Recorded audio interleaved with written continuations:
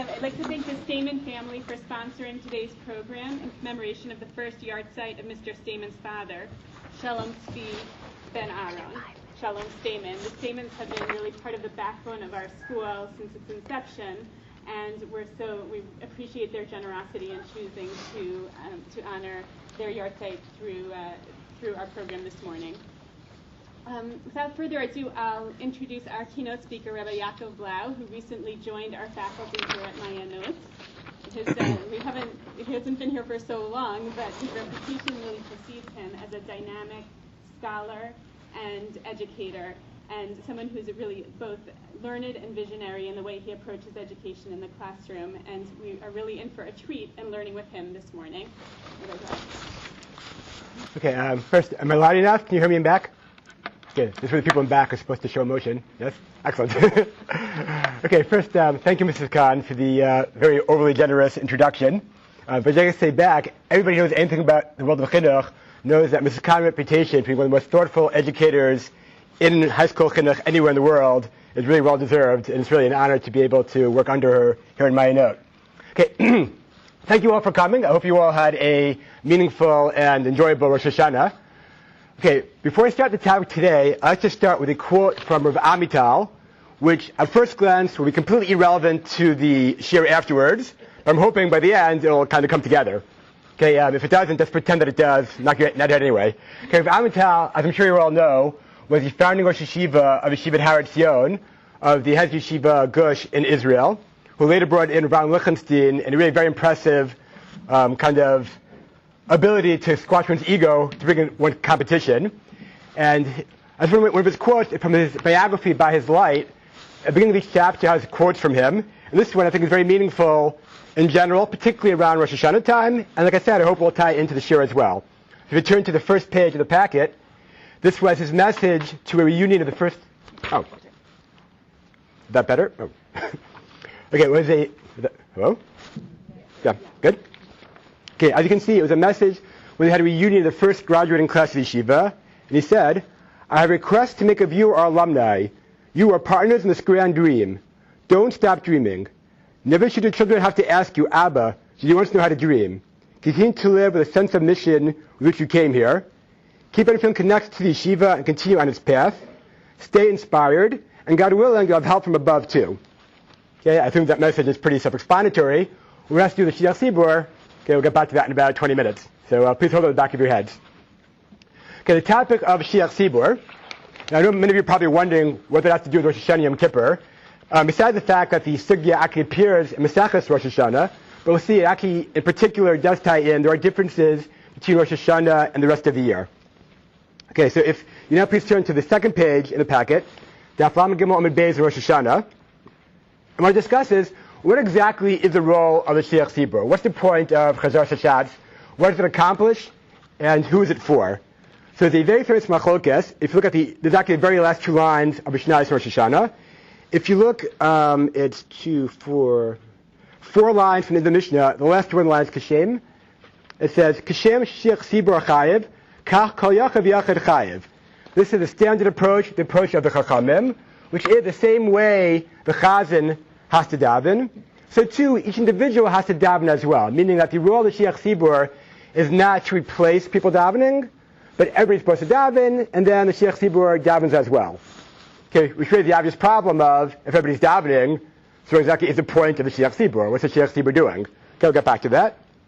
Rabbi Gamliel Omer, very surprisingly, Shaliach Tzibbur Mos Yisrael Midei Chabasan. Rabbi Gamliel feels that, no, really you don't have to daven, all you need is the Chazan will do it for you. Listen to him, and he's motzi everybody else.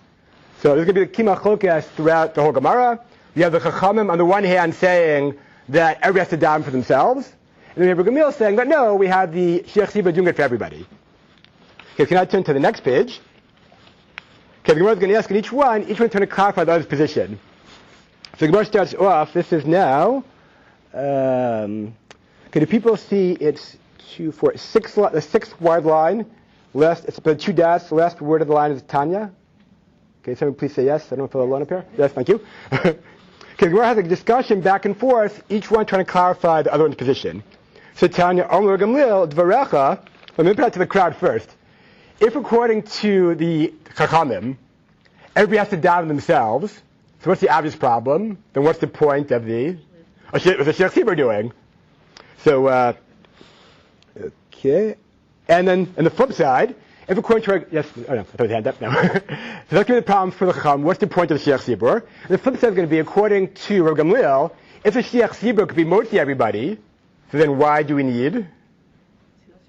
Why do we need people to daven? Why don't we just have the Tzibbur do it? Because each one has to clarify what the point, meaning it's very obvious, it's very clear, the way it's set up, if you have both the people davening and the Tzibbur davening, what does each one accomplish?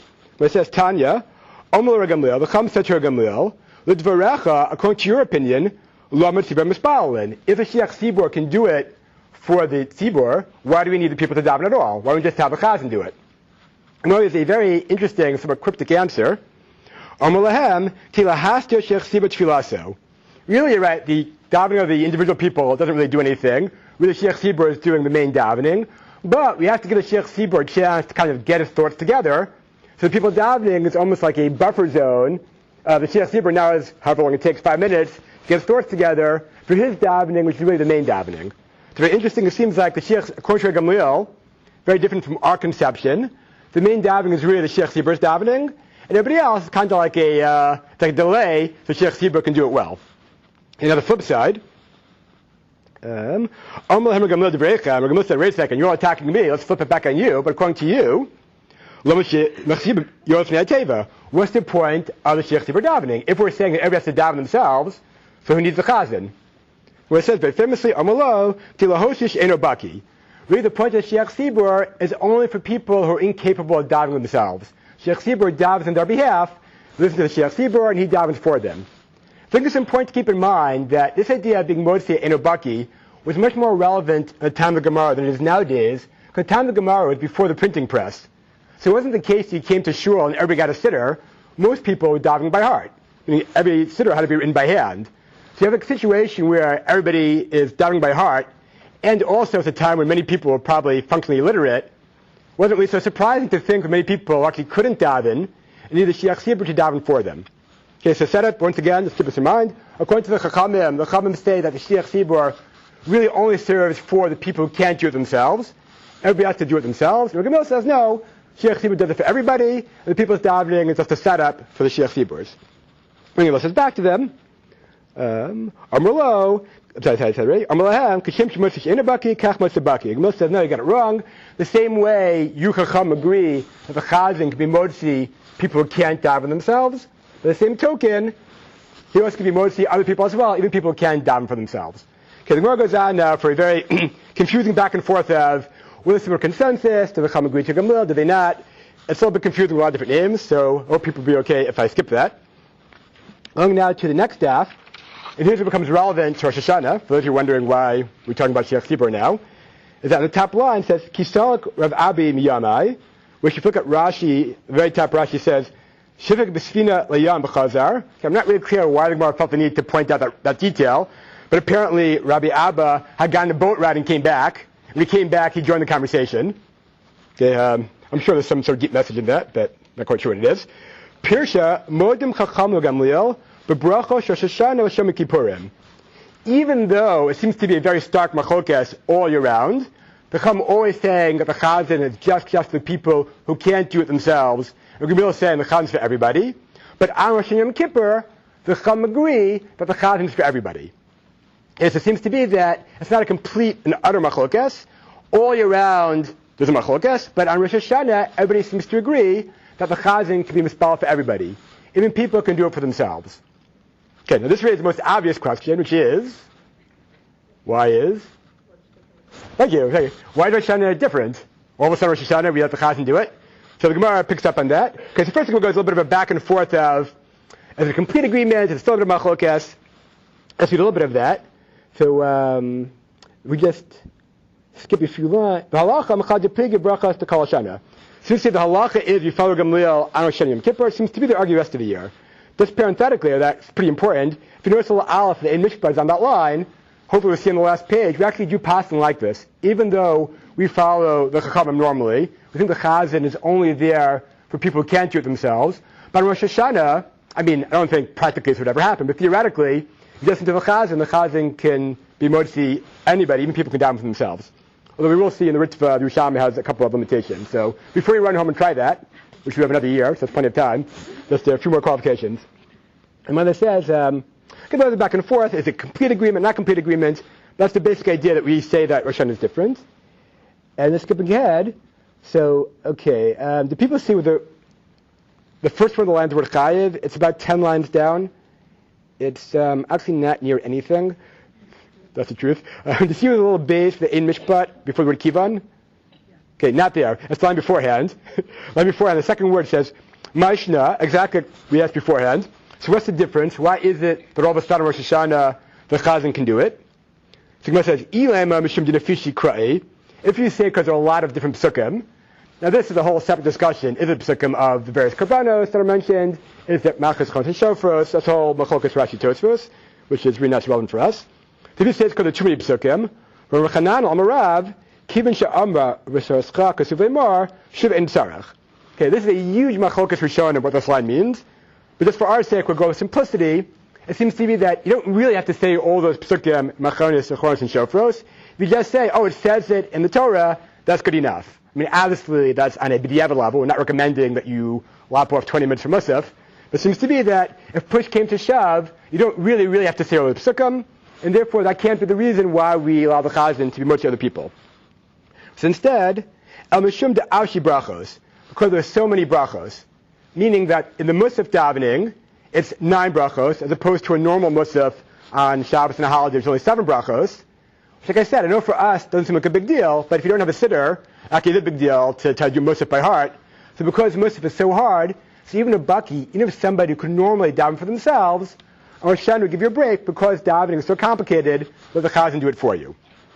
Okay, very good. So just to sum up once again, we have all year round Machokas, Chachamim and Gamliel. Chachamim say that the chazan's role is only for people who can't do it themselves. Gamliel says no, the chazan is for everybody. Because Rosh Hashanah davening is so complicated, even the Chacham agreed that really the chazan could do it for everybody. Okay, good. Okay, now the Gemara has a whole separate discussion about that idea that you can just say B'sascha Kasuv Le'emor, which is really completely irrelevant to our topic. We skip down now to a very famous ending. Okay, now this is a major machokas Rishonim. We could probably spend hours and hours going through it. For simplicity's sake, we're going to stick to the major approach, which we'll see is represented by the Ritva. Okay, skipping down now. The last narrow line, Omer Shimon Chasida, Pocher Gamliel Afilu Am Shabbasados. Shimon Chasida said, Gamliel, who said the chazan works for everybody, even feels you can take care of people who aren't even in shul. The Am Shabbasados are people who are working the fields. It's a little bit surprising that they're working in the fields during davening time. That sounds a little sketchy. They're saying even the people who aren't there, he can be mostly them as well. Now, I think most of us would assume that's a pretty big chiddush, that the chazan can work for people who aren't even hearing the chazan. They're not even there. But very surprising, Gemara says, "V'lo mi bai hain dekami hacha." And of course the people who are here, of course the chazan can do that, which would seem to be the normal approach. The chazan works for the people who hear him, and even the new chiddush, people who aren't even there. The Gemara says very surprisingly, Adarabba, just the opposite. The Gemara thinks it's actually more reasonable that the chazan can work for the people who aren't even there. Because, Hananisi, Hanilanisi, saying the people in the fields, they really have no choice. They're stuck in the field. They can't come to shul. So we have to give them a break, and we allow the chazan to work for them.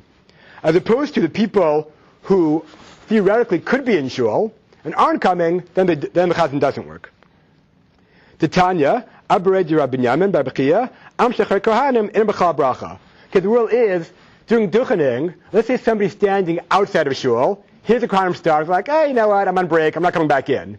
The Gemara says those people aren't included in the Brechas Kohanim. Because if you have the opportunity to be there in shul and hear it yourself, and choose not to, then you've decided you're on the outs. So Gemara implies from that, that's only if you have the option of being there and choose not to. But if you can't be there, if you look at Rashi, Rashi says, the alpha, it says, in Bechal Bracha, that's the second plus Rashi. The alpha pisha am shabasadis Bechal Bracha. Rashi feels that people who can't come to shul are including the Brechas Kohanim. If you can't come, it's not your fault, Brechas Kohanim counts for you. By the same token, in our situation, if you can't come to shul to hear the chazan's davening works for you, even if you don't hear him at all. Which I think is a little bit shocking. The Gemara seems to feel that that's pretty reasonable. The chazan can even work for people who aren't there. The Gemara says, El ki asa Rabbi Amar Yaakov Bar Idi. Now the reason why it's a little bit complicated is because when we said Anisi, the people in the fields are an honest, it's not their fault. The simple reading is that it's not their fault that they can't come to shul to actually hear the chazan. Tosfos seems to have a different take on it, but that's the standard approach of the Rishonim.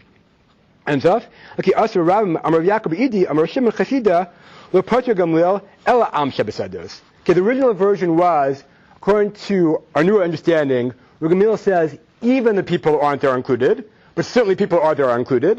And they'll flip it around to no. Basically, he's only for people who aren't there. My time is because it's not their fault. I'll be irlo, people in the city the chazan does not work for. So the question is, how do we read this line in the Gemara? What do we mean that the chazan only works for the people in the fields, but not for the people who are in town?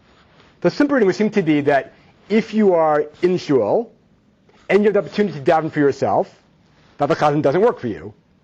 That's what it seems like. We're saying that according to our Gemara, according to this line, Ella only am shebesados, the chazan only for people who aren't there. But if you are there, it's your responsibility to daven yourself. And obviously, if you're Einer Baki, everybody agrees that's the whole point of a chazan. So clearly, we're not saying that if you can't daven yourself, the chazan doesn't work. But it seems to be this line of saying that if you could daven yourself and you are there, you have to daven for yourself. That's the way Rashi reads it, although that's not clear if Rashi means that. The Ramban doesn't like that. Okay, now going back a little bit to earlier in the shir, according to this way of reading, the simple reading of the Gemara, the Gemara is now saying that the chazan works for somebody who can't daven for themselves. The chazan works for people who are not there, who can't come to davening. But if you are there, you have to daven for yourself. Okay, can anybody tell me where there's something earlier in the Gemara that seems to imply differently according to Gamliel? What did the Gemara first say according to Gamliel? What did he say was the point of people davening? Does anybody remember from back in the beginning of the year? Right, so that's the buffer zone. So if we're saying now that the thank God we have somebody in the crowd. Right. If we're saying now that the point of a chazan is only for people who either A, can't daven for themselves or aren't there, the reason why everybody davens is because everybody has to daven. The chazan doesn't work. Right. The Gemara said beforehand that the people's davening was just a buffer zone. That's clearly saying that the chazan works for everybody, even people who could daven for themselves. That's why now if you go to the Ritva, he's going to reread the Gemara, and I'm going to the, I don't know what page you're up to now, the one that says Ritva on top. That'd be the tell. Okay, so Gemara is now the bottom right-hand corner. Because Koser Rabbeinu Am Shebesados, V'Shel Gemara Lo Pater Gamliel Am Shebesados V'Shum Dai Nisi. The Gemara says that Gamliel only says the chazan works for people who can't be there. Rabbi Yitzchak Levrach Mefarish Tachakam says it can't be a simple reading. This is what it means. Lo Pater Gamliel Mi Osa Sheinem Baal LeBis Knesses El Am Shebesados. Not that he only works for people who aren't in shul, but for people who have the option of coming to shul and don't come, then it's only pater if you really had a good excuse why you didn't come. If you're in the field and you really can't come, then the chazan works for you even though you're not there. But if you could come and you choose not to, then it doesn't work. Meaning, if you're there, no matter what, the chazan works. If you're there, if you could daven yourself, can't daven yourself, the chazan certainly works. But if you choose not to, then you're on your own. Then the chazan doesn't work, unless it's really not your fault, unless you were some sort of onus, you're am shebesados. So, but again, the contrast is, according to Rashi's reading, it seems that Gamliel is saying that the chazan only works for people who can't do it themselves, or perhaps they can, but they're not there. I'm sorry. Whereas the Ritva is saying no. Our reading of Gamliel the whole way through is right. The chazan works for everybody, unless you choose not to be there. If you're removing yourself from the crowd, if you're saying, I don't want to come to shul, and you could come to shul, then you're on your own. Then you better daven yourself. The chazan can't do it for you. Because it says, that really, when we say Am Shebesados, that's not just people aren't there. It means anybody like the Am Shebesados, anybody for some reason can't make it to shul, then the chazan can work for you. But if you are in shul, if you could come to shul, you choose not to, then you're on your own. Okay, then he disagrees with Rashi. Very nice. Okay, what's more interesting though is, let's get back to the Rosh Hashana part. When we say that the chazan works in Rosh Hashana, so remember, the Gemara said because there were extra brachos. Okay, not all the tefillos on Rosh Hashana have extra brachos. What's the only tefillah on Rosh Hashana that has more brachos than a normal Shabbos Yontif? That's Musaf. Right, so we can see that the Yerushalmi says, when we say the chazan works, the chazan only works for Musaf. Which makes sense. The whole logic is that Musaf is different. Musaf is too hard to do yourself, too many brachos. So you're saying that it only works for Musaf. So going down to the next paragraph, what's going to be more interesting, he quotes a very fascinating minhag that apparently was all the rage in time to go in him. Well, we'll see in a second. But I don't want to spoil the punchline. So he says, Yerushalmi, Rav Huna Safruna, Hach Gamliel be'elan tikiyasa, v'yeshnu sham tchila atkiya. That Rav Huna Safruna, I'm not actually sure how to pronounce that, said, Hach Gamliel, only be'elan tikiyasa, only for those involving the shofar, which is musaf, when we blow shofar in the middle of Chazar Hashatz. But only, Sheyeshnu sham, if you're there, mitchila atkiya. Only if you're there the whole time. Okay, it's not 100% clear if Yerushalmi reads it this way, but we'll go to Richard's reading, because that's the standard reading of the Rishonim. Klomar, Sheikh Tzibur poter tabaki, ki imi brach shatkiya bavad. The only time the Sheikh Tzibur can work for everybody is only for Musaf, which makes sense, because that's the only one with extra brachas. Okay, here, even Shakinger, he says, V'serchu is Baal Shava. Not just that the Chazan only works for Musaf, but the Chazan only works for those extra brachas. So the way he's reading the Rishalmi is that you yourself have to daven a regular Yantav daven yourself first, 7 brachos, and then have the Chazan do the extra 2 for you. Which you can quote in a second, apparently is the minute of the time to go on him, and when people daven Musaf, they only daven 7 brachos and the Tfil Balachash, and their own davening, and then the 9 brachos that we have was only Sheikh Tzibbur is davening. Meaning that we took this idea that Rosh Hashanah is different, and Sheikh Tzibbur works for everybody, not just as the Sheikh Tzibbur can do it for you, but that is the optimal setup. The setup is, you daven yourself a regular Yantav davening, don't sweat the fact it's Rosh Hashanah. I mean, obviously say it's Rosh Hashanah, don't say it's Pesach. The point is, the basic setup is a Yantav setup, and the extra brachos, you just wait, and the Sheikh Tzibbur will do it for you. He says, Umar Kama, Pishin Hashem, Klomash Afa Pishas Baal Shem, Fnei Atzmo, and Sheikh Tzibbur, Motzi, Shemei Mimenu, Kol Tfi Moshtad Sof. Because it's going to be a very important qualification, which the Chorim are going to jump all over, try to limit the ability of us to have a Sheikh Tzibbur work for us. The way he reads Yerushalmi is that even though you daven 7 brachas yourself, you're just counting on the Sheikh Tzibbur for the extra 2, in order for you to have the Sheikh Tzibbur do the extra 2 for you, you have to hear the entire Musaf from the Sheikh Tzibbur from the beginning. Meaning you might have argued, well, if I already said 7 brachos, those 7 are done, all 18 from the Chazan are the extra 2 that I'm missing. But the way he's reading the Yerushalmi is that no, for the Sheikh Tzibbur to work, it's a all or nothing sort of setup. You better be there from the beginning to the end. And if you're there from the beginning to the end, then the Sheikh Tzibbur can get the extra 2 brachos. So the reason why that's going to be very important later on, we get to the halacha. The halacha is going to be bottom line that a Sheikh Tzibbur can be motzi and inabaki all year round. And we actually pass on Rosh Hashana, you can have the Sheikh Tzibbur daven for you, even if you know how to daven. But because it has to be that you hear the entire Sheikh Tzibbur's davening from to the end, so the classic Achronim approach is, well, it's better not to, maybe you won't hear the whole thing, we get distracted. Just to be safe, you're better off davening yourself. That's all based on this Yerushalmi, that the Sheikh Tzibbur only works if you hear the entire thing from him, from beginning to the end. And then he said, this is fascinating, skipping a little bit, Umi'ata, Lamadnu Shurshana Tzibbur Spal Shava. So we learn from this Yerushalmi that's totally fine for the community to just daven 7 brachos on Rosh Hashanah. And then don't do all 9 brachos, just do a regular Yantav davening, and it's totally fine to wait for the Sheikh Tzibbur to do the rest of the brachos for you. And then he says, this is fascinating, the Kein HaYamina Gabi Shiva Segaonim Zechon LaBracha. He said this was standard practice in the Gaonim's time, all the cool kids were doing it. All the shuls in time of the Gaonim had people just davening a regular Yantav davening, and they counted on the Sheikh Tzibbur to do the extra brachos, which is, I mean, I've never heard of such a thing nowadays, but it's fascinating to think that apparently that's very accepted back then.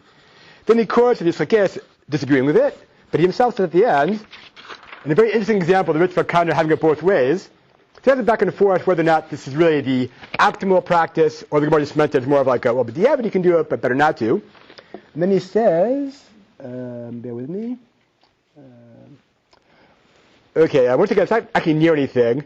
You see where there's a nun suffix in parentheses and a chav suffix in parentheses, about 2/3 of the way down on page Shemem Tes. You see what it says, the kivan over here? Not helpful at all? No? Yes? Okay, we're good. Okay, then it says, the kivan zachen, since this is true, I mean, he has a whole discussion trying to prove that it's really fine, l'chatchila, to have a chazan do it for you on Rosh Hashanah. One should not move away from the minhag of the Gaonim. Shura mirabin Savarai. Okay, Savaram is a time period between the Gemara and the Gaonim, which is very murky. It's unclear how long it was. It's really not clear what they were doing. It was at least 150 years. Very unclear what they were doing the whole time. But saying that this minhag of the people just davening a regular Yom Tov davening and counting on the chazan to do the extra brachas and musaf. He said this is a very old minhag, goes back time to the Gaonim and even earlier to the time of Sabaram. Kiyosha Kiso Shel Rabbi Ashi. His claim goes all the way back to Rabbi Ashi when the Maram. Nispal B'Knesset Shalo, Rosh Hasibas Bal Sheva. This is what they always did. We always just did a regular Yom Tov davening Rosh Hashana. There's no reason to question it. It's totally fine to do that. But then he says, Mihu, Mashu Inu, Shena called Zriza, Shmuel called Tzvim, Shech Sibor. But since people don't really listen to the chazan, people get distracted, they walk outside. It's always fascinating to find that I think we often tend to think of davening was amazing hundreds of years ago, but now, like in America, we're not so serious. If you read through the literature, it's very clear that people kind of blew off Chazar Hashatz for hundreds of years. That's not a new phenomenon. That's always the case. Just parenthetically, the Rambam in Egypt actually abolished Chazar Hashatz. He said that people they're talking about business, they're sitting back, they're hanging out. You would think he was talking about like a modern day shul. He got rid of it. What's even more fascinating is that the Radbaz, many years later, we tried to bring it back in Egypt. People were upset. How can you have Chazar Hashatz? Have you ever heard of such a thing? You had to justify that, no, really, we're supposed to do this. The Rambam just had to get rid of it. He had to justify it himself. Why bring it back? And I don't know how many shuls do this, but I remember I was in Seattle a couple of years ago. One of the Sephardi shuls there continued the Rambam's minhag on Musaf of Shabbos. They skipped Chazar Hashatz, which I thought was fascinating. But I don't know if they still did. I've been in Seattle a couple of years. But just totally parenthetic there. Okay, so he says that, but because the Ritva is saying, theoretically, he's saying 100% just do regular Musaf davening of Yantif, and let the Chazan do the extra Rosh Hashanah part. But since we know that people kind of mess around, they hang out and back, they mesicha data mimenu, and they're not really concentrating to the Chazan, it's like saying, even though theoretically you could really have the Chazan do it for you, saying, let's be real, you're not listening to the Chazan, so you're better off doing it yourself, because the Chazan only works if you listen to the entire thing. Since we're saying, even in his time, you're probably not listening to the Chazan the whole way through, then you're better off davening yourself. Since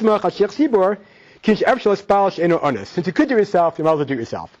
Can we do a quick sum up here? And we're going to see actually a very important halakha ma'aseh take on this beyond Rosh Hashanah. The general machlokas for Gamliel and the Chachamim, according to the Chachamim, this is a standard approach. The Chaz is only for people who can't daven themselves, but if you can't daven yourself, you have to. According to Gamliel, the Chaz works for everybody. But on Rosh Hashanah, because davening is so long, everybody agrees that Chaz can work for you. As we saw in the Ritva, it's basically just for Musaf. But it seems to be there's an old minhag that the Chazan, people counted on the Chazan. That it seemed in time to go on him, the Ritva saying even his time that minhag was still around. The community would only daven a regular Yom Tov davening on Rosh Hashanah and count on the Chazan for the rest of it. Okay, now, so far it doesn't sound so halakha ma'aseh for us because we pass on for Chachamim. For the most part, the Chazan is not so useful.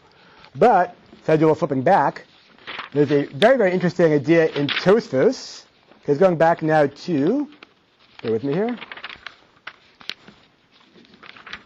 Tosfos and Lamed Dalamid Beis, the bottom Tosfos, he says to the Kachmot Sabaki, Mikam Pasuk Bahag, Balachas Gedolos.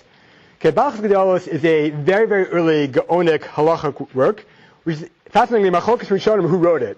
The Ashkenaz Rishonim, but the Sephardi Rishonim, a different tradition as to who wrote it. I mean, not that's really that important. It's pretty authoritative either way. To Yacha Shita, for Hiskash Rosh Chodesh, Yechav Libet Shvelos Shech Sibor, B'Tchil About Sof Yodsei. He says that if you forget on Rosh Hashanah to say Yal V'Yavo, you say full Shemona Esrei, you remember afterwards you forgot Yal V'Yavo, the Bahag says, that's totally fine. Don't repeat Shemona Esrei. Just listen to the Chazan, and the Chazan's davening will count for you. He says, Alpha Pishu Baki. Even though you could daven yourself, it's totally fine to listen to the Chazan. Here's a little bit problematic. He's basing himself from a Gamliel. Gamliel said the same way the Chazan works for the Baki, it also works for the Eino Baki. And the Bahag said, well, based on that, it seems to me that if you forget any addition, I mean, he talks about Rosh Chodesh, but if you look in the Rosh, basically any time you get an addition, Shemona Esrei, if you Yal V'Yavo, Aaron Chol Moed, he says that if you daven the full Shemona Esrei and forgot something you're supposed to say, but you said a full Shemona Esrei, you don't have to repeat davening, you can just listen to the Shaliach Tzibbur. What's the problem? Who's he basing himself on? The Gamliel, but who do he pass them like? The Chachamim. So the Beis Yosef, it's like, wait a second, you're picking the wrong guy.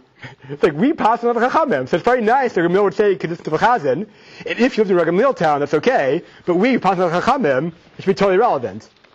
So, going now to the last page.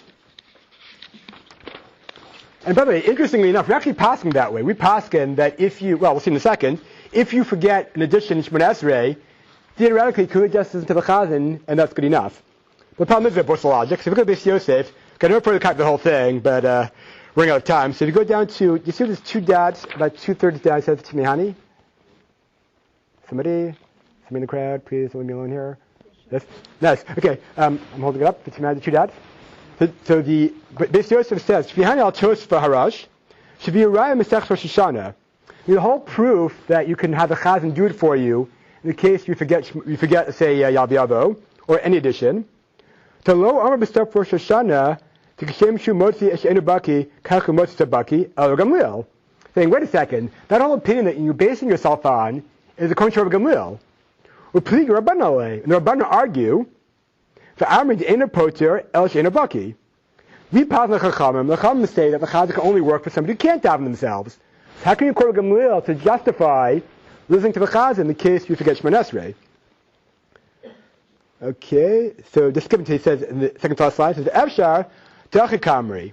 Perhaps this is what both the Tosfos and the Rosh Kong V'Hag mean. Kinya Gamliel Sav Sheikh Tzibbur Poter Sabaki Iklamemar Dopik Rabban Alei Ekshalosh Bal Klal. Since there is an opinion that the Sheikh Tzibbur can work for somebody who knows how to daven themselves, Rabbi Gamliel, so perhaps when the Chacham argue, they don't completely disagree with him. They just feel like, look, if you could daven yourself, really you should. But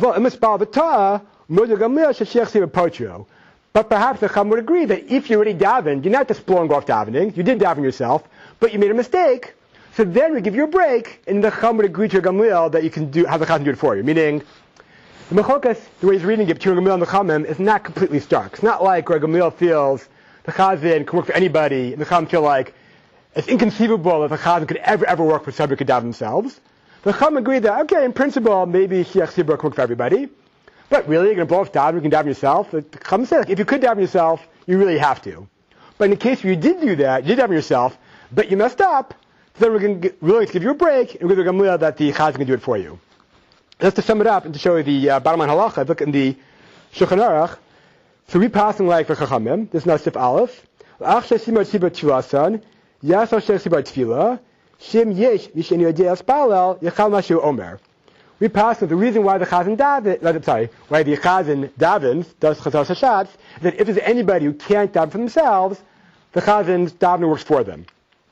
And he says very importantly, v'sorach oso shiyortzi b'tfilas Sheikh Tzibbur. But you have to listen to the entire davening. If you want the Sheikh Tzibbur's davening to work for you, you got to be in the zone. You got to listen the whole way. So, we pass on like the Chachamim that the Sheikh Tzibbur's davening works only for people who can't daven themselves. But we do say, going to Sif Yud, if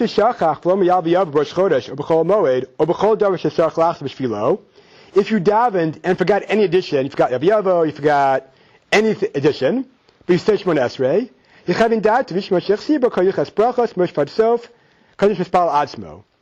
We actually do paskin that if you daven yourself and you forget Yav Yavo, you could listen to the Chazan. You don't have to repeat Shemon Esrei. The Chazan davening can work for you. Tzibbur says that since you have to listen to the whole davening, it's hard to concentrate, and people are often talking. He recommends davening again yourself. But the halacha we do actually paskin that Sheikh Tzibbur can work for you. Okay, before we get to the kind of takeaway, just one more point here. The way we set up davening here, it seems that the point of the Sheikh Tzibbur's davening is only kind of like a theoretically you should daven for yourself, but if people can't do it themselves, the Sheikh Tzibbur can do it for you. There's a whole separate shir, but the Rav felt that once the Sheikh's davening was set up, he had 2 categories. He said there was tefillah bit Tzibbur and tefillah had Tzibbur, meaning when the individual is davening with a minyan, so then that has more power if each individual is part of a collective whole. That's tefillah bit Tzibbur, davening with a community. But he thought the Chazan's davening was tefillas had Tzibbur. The Chazan kind of was representing the Tzibbur. He's acting as an agent of the Tzibbur. And he felt that the Chazal Hashatz is not just people davening together, but it's the community is davening via the Sheikh Tzibbur. So even though from the Gemara it seems like almost a concession of it's better not to have a Sheikh Tzibbur davening, but we just set it up for people who can't do it, the Rav felt that once we set it up, the Sheikh Tzibbur is very important. He is standing on behalf of the community and davening on our behalf. So we'll just sum it up, and then we'll go to the takeaway point. So basically, we saw that there's a machokas all year round.